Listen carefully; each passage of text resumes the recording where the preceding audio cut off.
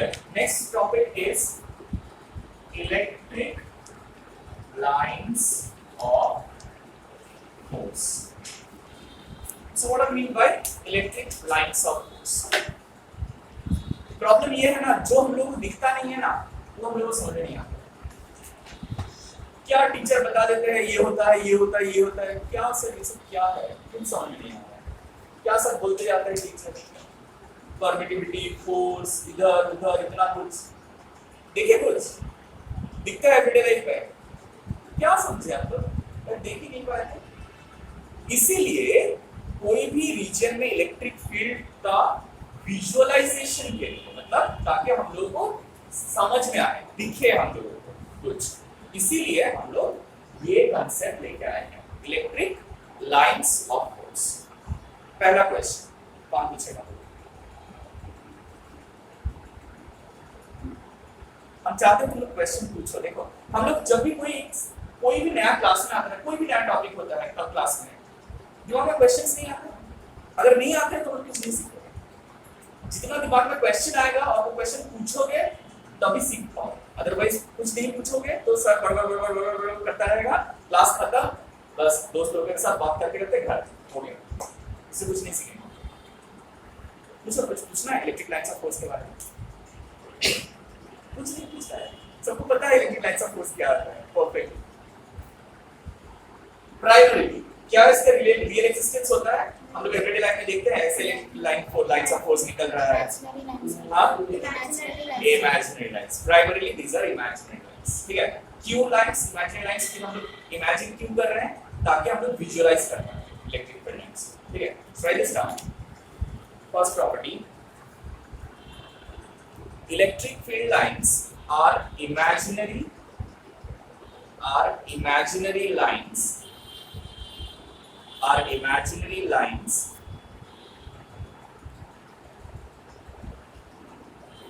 along which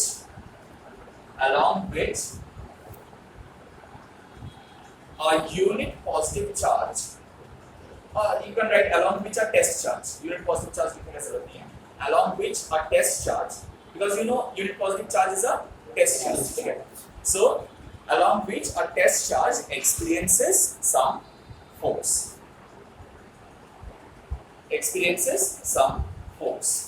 इसका मतलब क्या हुआ? मतलब ये हुआ कि ये इलेक्ट्रिक लाइंस ऑफ फोर्स हम लोग को जो तो बना नहीं देते, मतलब ऐसे हम लोग को एक लगा के इसको सीधा होना चाहिए, ऐसे दो इलेक्ट्रिक लाइन ऑफ फोर्स ऐसे सीधा होगा, किसी को लगा नहीं सीधा कैसे हो सकता है, ये ऐसा होना चाहिए ना, किसी ने बोला नहीं ऐसा नहीं होगा, देखो ये ऐसा होना चाहिए, तो कौन सही है? सही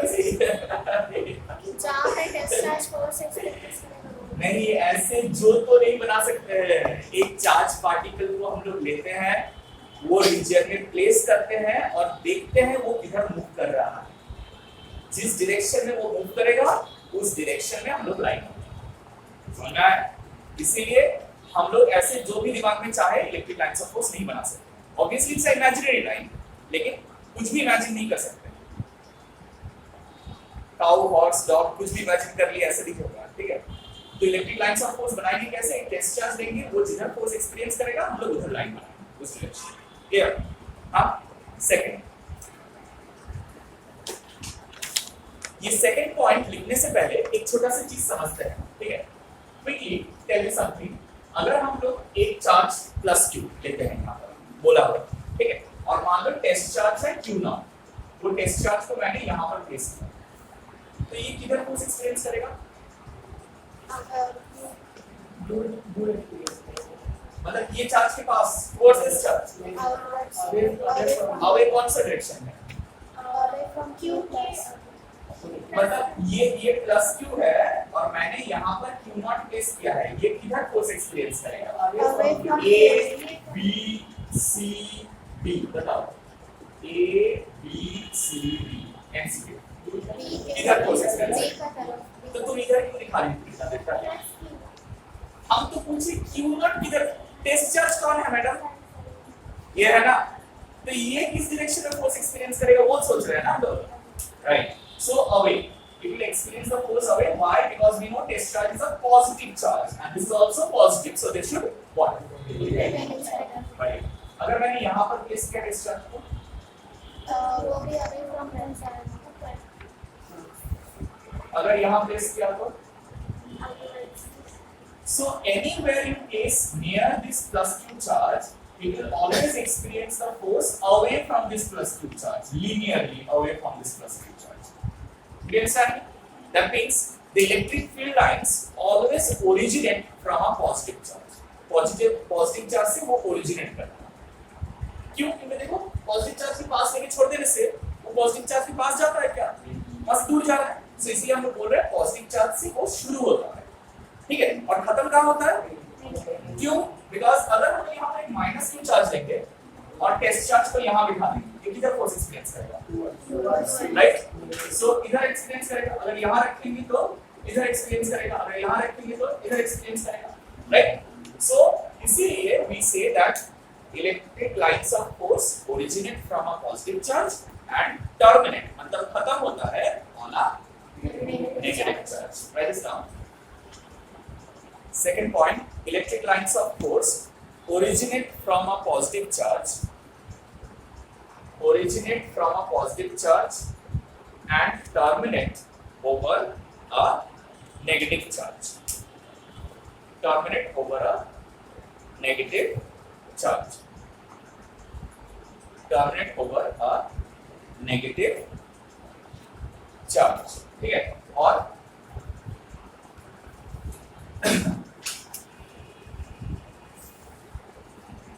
जल्दी से ये दो स्केच क्विकली बना.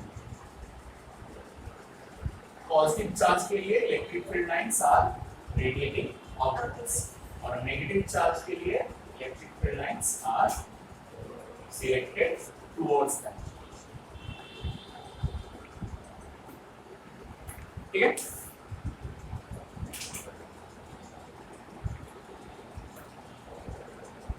ऑलराइट? हाँ. अब नेक्स्ट पॉइंट, अगर हम लोगों के पास कोई चार्ज सरफेस है ना, मान लो ये एक चार्ज सरफेस है, एक प्लेन सरफेस जो चार्ज है.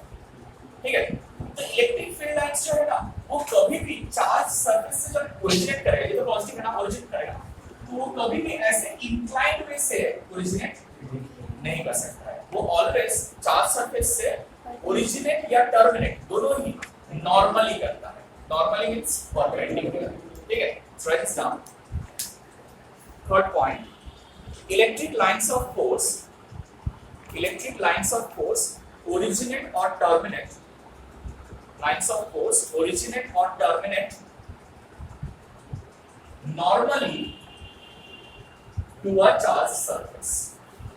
Originate or terminate normally towards a charged surface.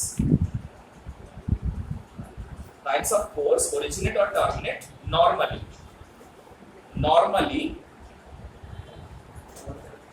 on a charged surface. Towards ना हो, on a charged surface लिखा हुआ. ठीक है? On a charged surface. Clear? अच्छा. अब कैसे पता चलेगा कि एक जगह पे इलेक्ट्रिक फील्ड का स्ट्रेंथ ज्यादा है और दूसरी जगह पे इलेक्ट्रिक फील्ड का स्ट्रेंथ कम है? Just looking at the electric field lines. Right? अगर मैंने ऐसा इलेक्ट्रिक फील्ड लाइंस ड्रॉ किया और दो पॉइंट लिए, एक ए और एक बी, तो क्या बोल पाएंगे कहां पर इलेक्ट्रिक फील्ड का स्ट्रेंथ ज्यादा है, ए पे या बी पे? Why? Because the electric field lines are closer to each other. ठीक है? जहां पर इलेक्ट्रिक फील्ड का स्ट्रेंथ ज्यादा होगा वहां पर electric field lines will be closer to each other. So write this down. The strength of electric field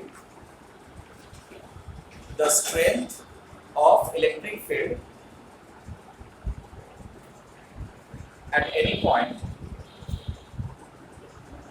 is given by the closeness of the electric field lines.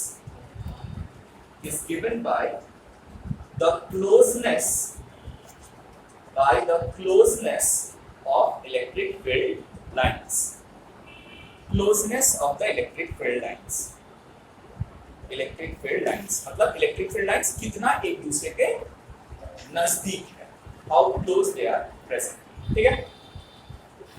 Fifth point, तो ये diagram पर जल्दी से बना लो और लिख लो कि electric field at A is greater than electric field at B. ठीक है, देखो मैंने वेक्टर साइन दिया यहाँ पर, क्यों नहीं दिया? इलेक्ट्रिक फील्ड तो वेक्टर क्वांटिटी है ना, because I want to talk about its magnitude, मतलब सिंस का वैल्यू टॉक अबाउट. ओके, यहाँ पर ये में ओ सही गलती हो गया, बहुत बड़ा गलती हो गया.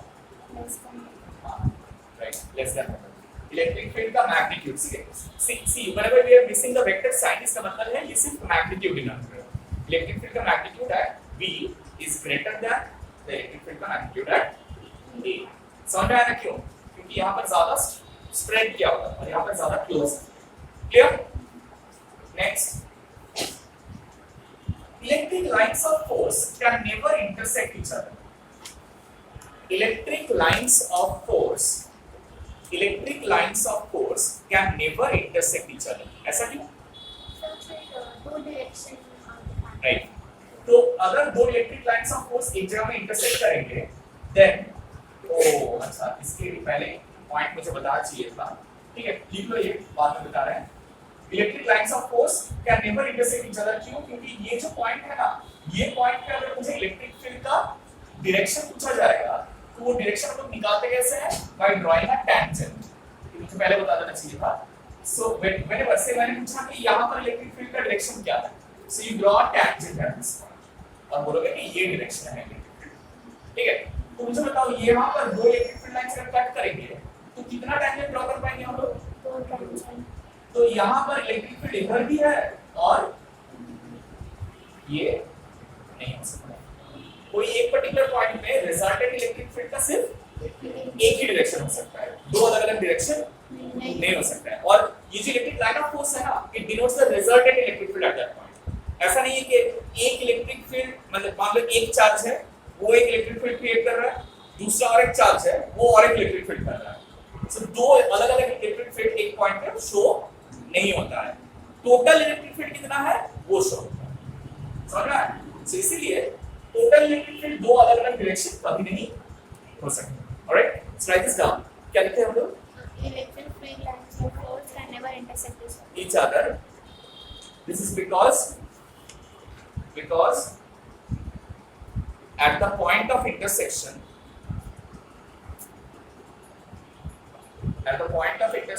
there will be two different directions.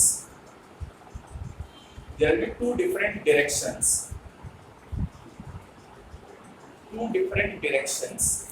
of the resultant electric field.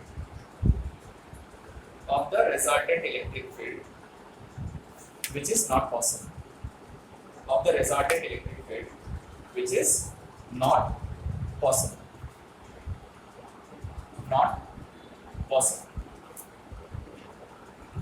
ठीक है?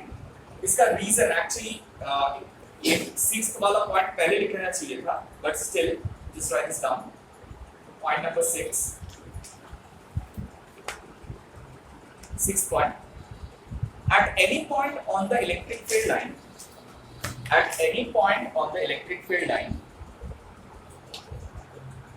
so this is the electric field line. At any point on the electric field line, the direction of electric field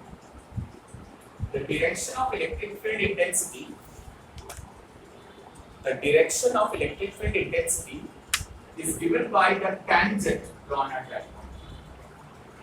Is given by the tangent drawn at that point. Is given by the tangent drawn at that point. Tangent drawn at that point. Clear?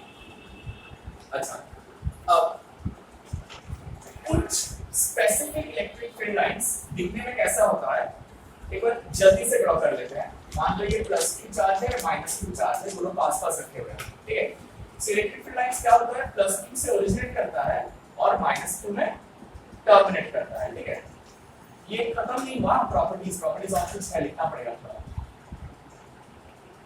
सिर्फ I am showing you ताकि I can explain.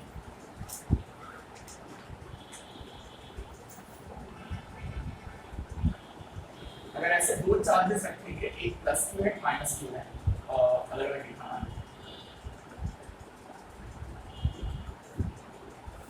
Minus Q है, ठीक है।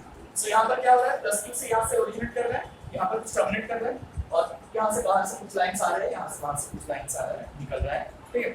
So this is a plus Q, यहाँ पर minus Q. एक चीज देखो, ये जो लाइंस है ये कभी ना ऐसे शार्प एजेस नहीं बनाता है, मतलब ये लाइन ऐसे कर्व क्यों हुए, ऐसे भी हो सकते थे ना, एक लाइन आया ऐसे, फिर मुड़ गया इधर, फिर ऐसे यहाँ पर,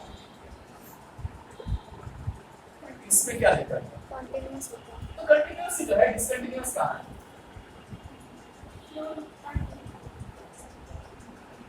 तो अगर ऐसा बनाना है तो उसे रुकना पड़ेगा क्या? हाँ, शार्प एज बनाने के लिए उसे रुकना पड़ेगा, फिर डायरेक्शन चेंज करना पड़ेगा, वो स्मूथली डायरेक्शन चेंज नहीं कर पाएगा। सो ऐसे कभी इलेक्ट्रिक फील्ड लाइंस नहीं हो सकता है, कोई भी electric field line can never have a sharp edge corner, sharp edge corner कभी नहीं होते हैं, they always act like stretch rubber bands. एक रबर बैंड लेके तुम स्ट्रेच करोगे तो उसका शार्प कॉर्नर दिखेगा कोई? जैसे कभी बलून फुलाकर है ना, कभी देखा है बहुत सारा डिफरेंट शेप्स का बलून मिलता है, तो ऐसा क्यूबॉइडल शेप बलून देखा है, एकदम परफेक्ट क्यूब है या परफेक्ट क्यूबॉइड है, ऐसा नहीं होता है। कोई भी शेप होता है तो उसमें स्मूथनेस होता है, जैसे अगर हार्ट शेप का भी कोई बलून है ना, तो उसका भी एंड में जो है वो कॉर्नर नहीं बनेगा, ऐसे स्मूथ बनेगा round. Why?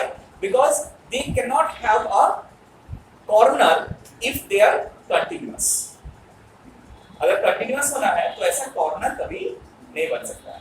So right this down, the seventh point, the electric field lines are behave like stretched rubber bands. The electric field lines behave like stretched rubber bands. Stretched rubber bands. That is, they are always smooth paths. They are always smooth paths, having no sharp bends. Having no sharp bends. Sharp bends कभी नहीं हो सकता, ठीक है। Another thing, can everyone look at the board? देखो, ये जहां से ओरिजिनेट कर रहा है वहां पर इन लोग पास थे ना, क्लोज थे ना, दूर जाने से क्या हो रहा है? कम हो रहा है। दूर जाने से क्या हो रहा है? इलेक्ट्रिक फील्ड इंटेंसिटी कम हो रहा है, इसलिए वो फैल रहा है। सो क्या हो रहा है, इसका और एक रीजन है, इलेक्ट्रिक फील्ड लाइंस जो है ना वो लैटरली एक दूसरे को रिपेल करते हैं, they repel each other laterally. Otherwise ये तो ऐसे भी जा सकते थे ना,